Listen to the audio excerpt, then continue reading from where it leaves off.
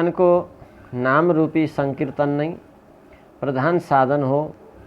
त यस कारण भगवानको नाममा हामीलाई रस पैदा होस् अर्थात् प्रेम बनिरहोस्।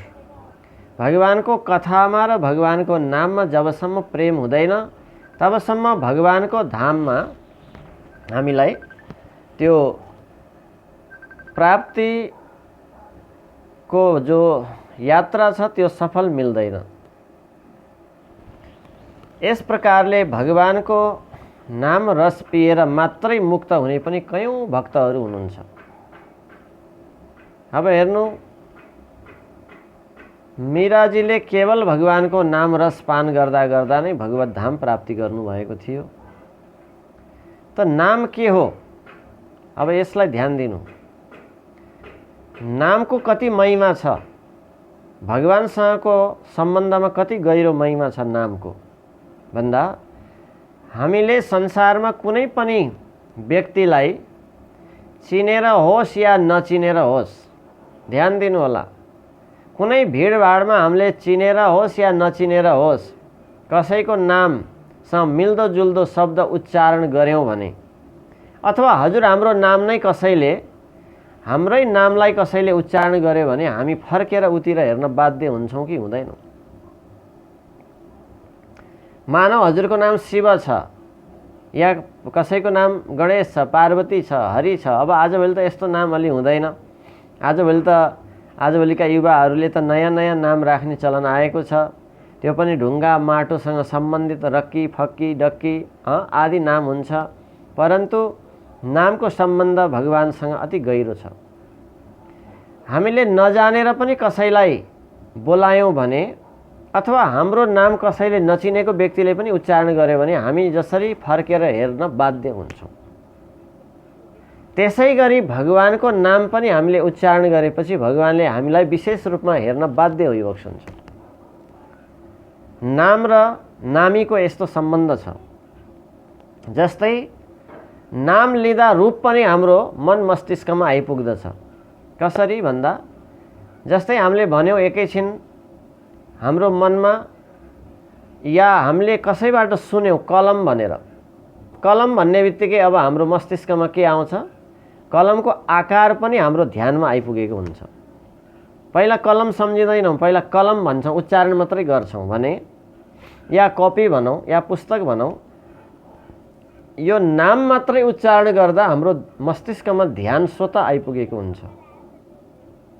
त्यस कारणले भगवानको पनि नाम मात्रै उच्चारण गर्दा स्वतः भगवानको ध्यान भइसकेको हुन्छ।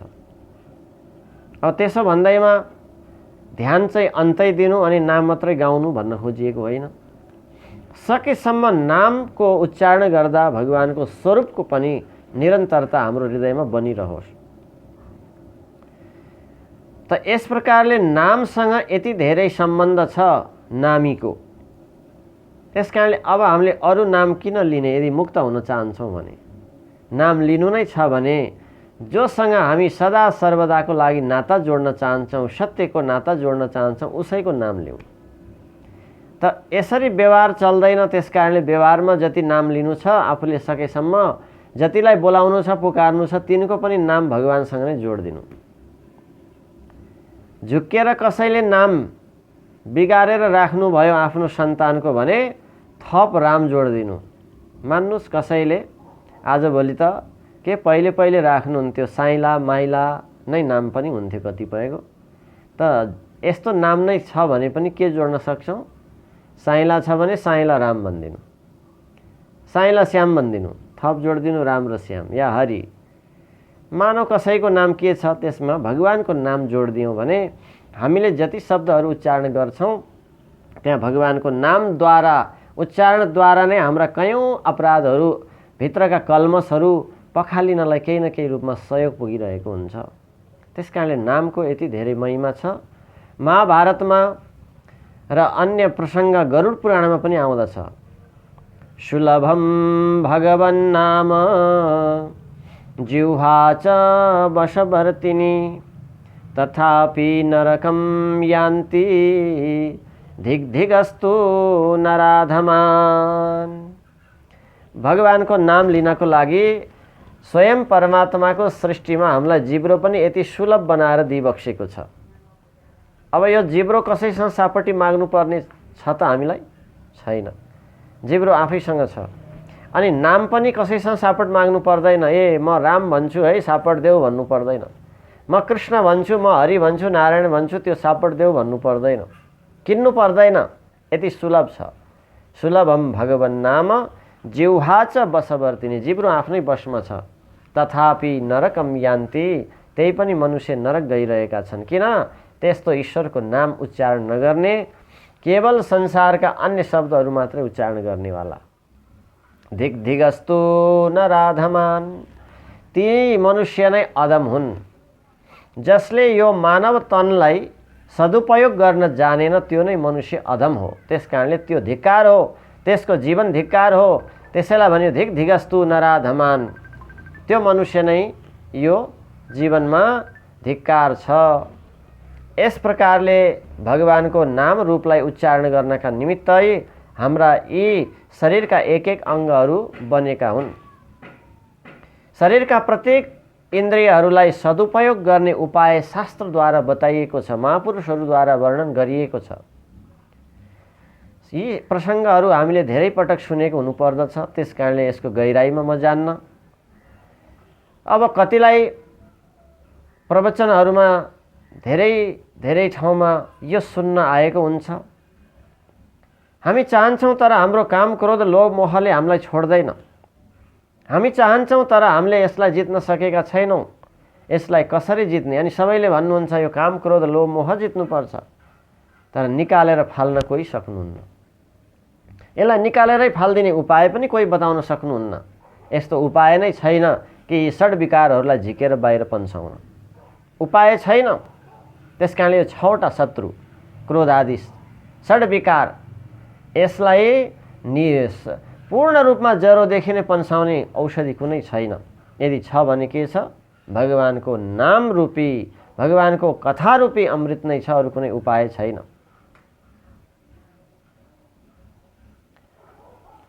परन्तु यो पनि परमात्माले सृष्टिमा दिइबक्सेको, यो निकालेरै फाल्नुपर्ने यसको जरुरी पनि छैन। यी जो काम क्रोध लोभ मोह आदि विकार भनिन्छ, यिनलाई हामीले सदुपयोग गरेर यिनलाई नै अमृत बनाउन पनि सक्दछौँ।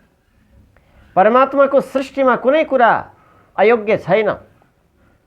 त्यस कारणले विष वृक्षोपि संवर्ध्य स्वयं क्षेत्तुम न मर्हति, विषको वृक्ष पनि कुनै समयमा औषधिको काम दिनेवाला हुन्छ। हेर्नुहोस्, कुनै समयमा नबुझेर व्यक्तिले सर्पलाई मार्ने गर्दथे। अस्ट्रेलियामा एकचोटि त्यस्तो घटना थियो। सर्पलाई त्यहाँ कुनै परिसरमा क्षेत्रमा, अब कुनै समयको यो चर्चा हो, मैले थोरै पत्रिकामा सुन्न पाएको थिएँ, जुन क्षेत्रमा सर्पलाई सबै रूपमा जति सर्पहरू देखियो तीलाई एकैचोटि नष्ट गरिएको थियो, त्यहाँका मनुष्यहरूको शरीरमा चिलाउने अनि शरीरका छालाहरू उप्किने र शरीर पिरो हुने रोग लाग्यो भन्ने कुरा आएको थियो। किन? पछि अनुसन्धान गरियो। अनुसन्धान गर्दाखेरि सर्पले के गर्दो रहेछ त भन्दा, वातावरणमा रहेका जति विषालु हावाहरू अनि जति विषालु वृक्षहरूको विषहरू थियो त्यसलाई सर्पले ग्रहण गर्दो रहेछ। सर्पले ग्रहण गर्ने कारणले नै मनुष्यलाई त्यो विषले, त्यो हावारूपी विषले मनुष्यलाई दुःख दिन सकेको थिएन। तर जब सर्प नै मारियो त्यसपछि त्यो विष मनुष्यलाई असर गर्नेवाला भयो। त्यस कारणले संसारको परमात्माको सृष्टिमा कुनै पनि कुरा अयोग्य छैन, कुनै पनि कुरा त्याज्य छैन। यो कुरा हामी बुझ्दैनौँ। त्यस कारणले नबुझेर कतिपय ईश्वरको सृष्टिमै हामी ईश्वरलाई नै दोष देखाउँदछौँ, भगवानलाई नै गलत भन्दछौँ, भगवानको सृष्टिको हामी निन्दा गर्दछौँ। आवाज सुनिएन भन्नुहुन्छ? अलि सानो आएको छ, सबैलाई आवाज हो? ए हजुर, हस् हस् हस् हस् हस् हस् हस्। त भगवानको सृष्टिमा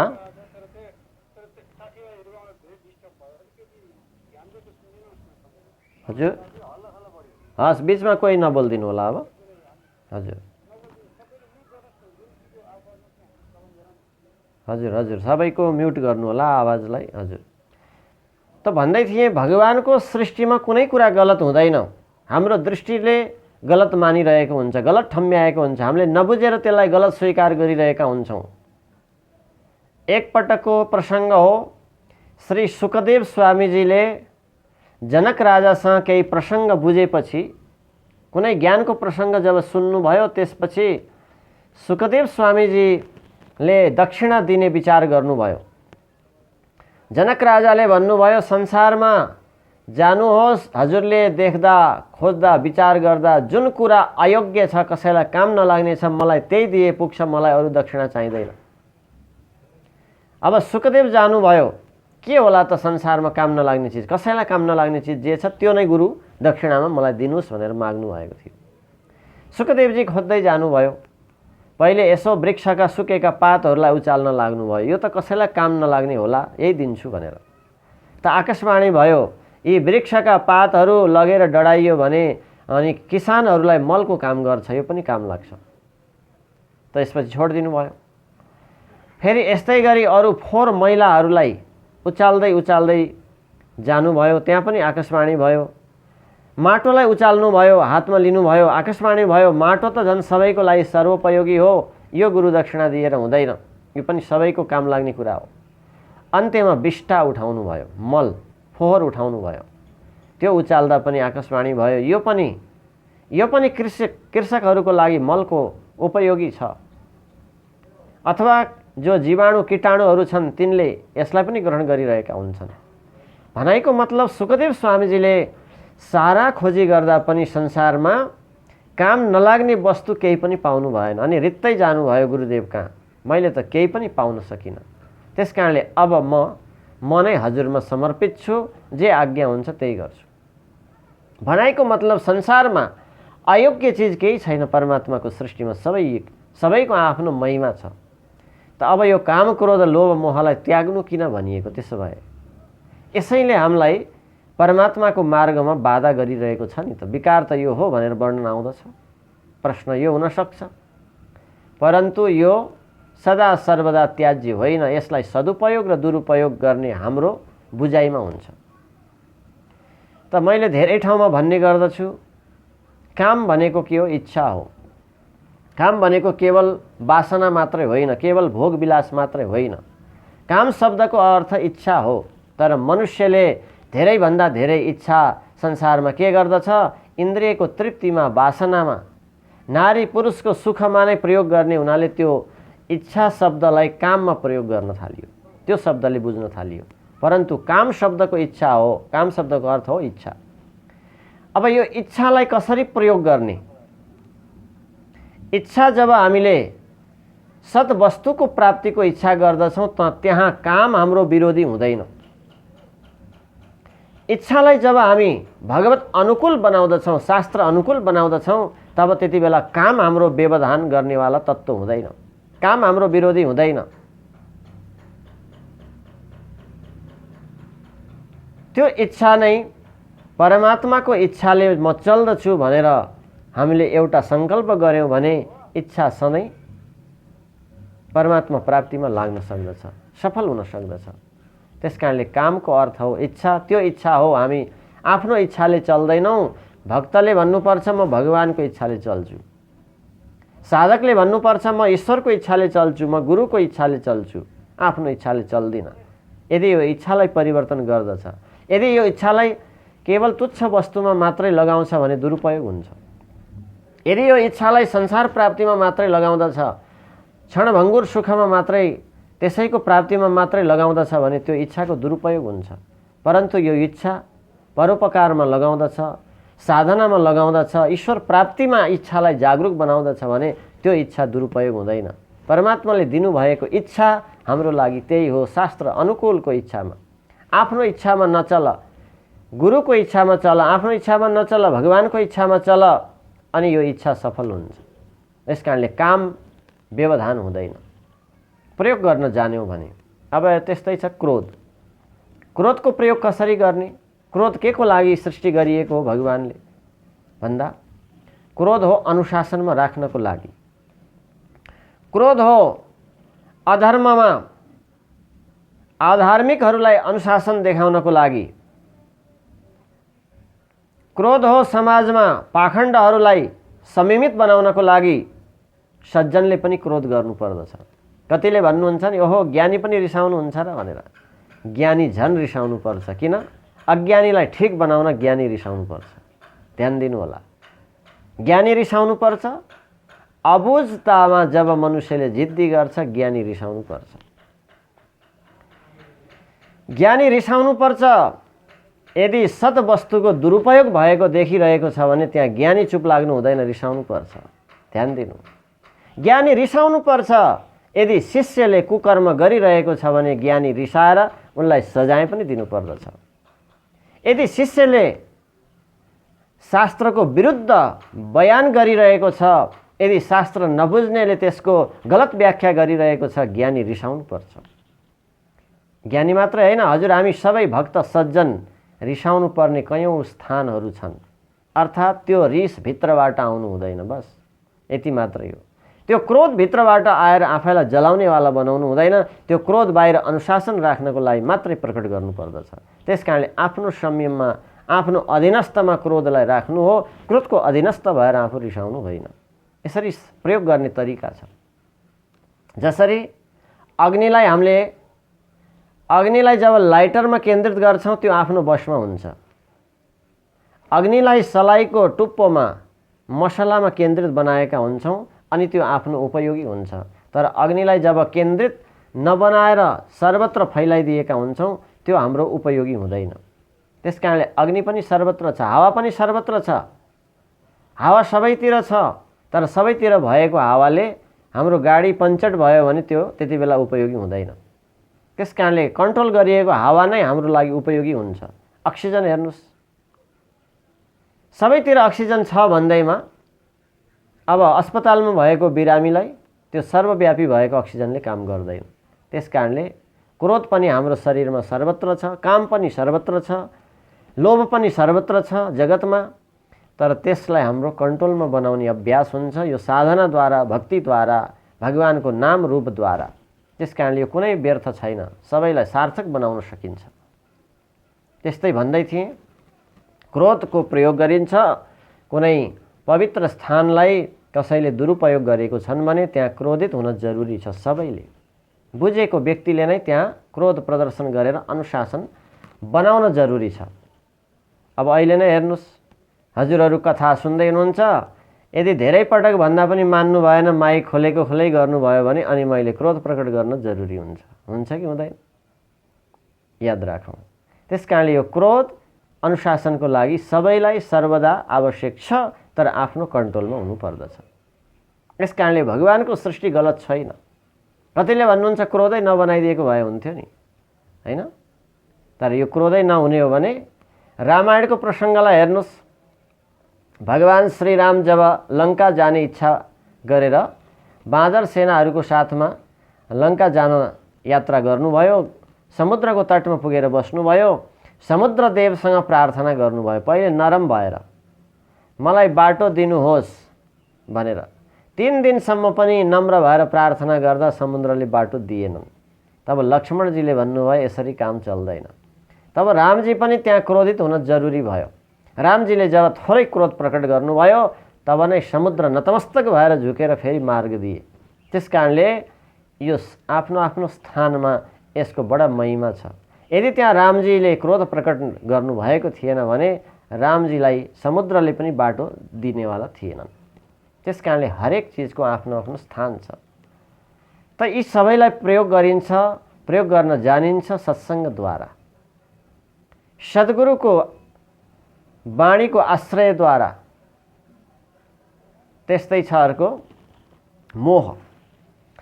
अब यो मोह कहाँ गर्ने कहाँ नगर्ने भन्दा जो अनावश्यक सङ्ग्रहमा हाम्रो मोह भएको छ त्यो हाम्रो लागि व्यवधान हो। साधनामा, सतमार्गमा, भगवत प्राप्तिमा त्यो व्यवधान हो। योगको 8 सूत्रमा अगाडि पनि हामीले वर्णन गऱ्यौँ। अपरिग्रह भन्ने शब्द आउँदछ यममा। अहिंसा, सत्यम, अस्तेयम, ब्रह्मचर्यम, अपरिग्रह। अनावश्यक सङ्ग्रह गर्नु हुँदैन, शास्त्रमा वर्णन छ। श्रीमद् भागवत सप्तम स्कन्दमा पनि यो वर्णन छ अनावश्यक सङ्ग्रह गर्नु हुँदैन भनेर। अनावश्यक सङ्ग्रह गर्नु चोरी गरेकै बराबर मानिन्छ। हेर्नुहोस्, एकपटक चीनको यस्तो घटना आएको थियो समाचारमा, जसको घरमा चोरी हुन्छ त्यसलाई पनि पुलिसले समाउने नियम थियो भन्नेमा सुन्न आएको थियो कुनै कालमा। एकजना जब त्यहाँका राजा भए, चीनको सरकारले एकजना धनी व्यक्तिको घरमा चोरी भयो। चोरी भएपछि जो चोरीबाट दुखी भएका, पीडित भएका थिए, उनले गएर सरकारसँग निवेदन गरे कि चोर समाइदिनु पर्यो, चोर पत्ता लगाइदिनु पर्यो भनेर सरकारमा निवेदन दिए। त सरकारले के गरे त भन्दा जसको चोरी भएको थियो उसलाई पनि समातेर कारागारमा थुनिदिए। किन?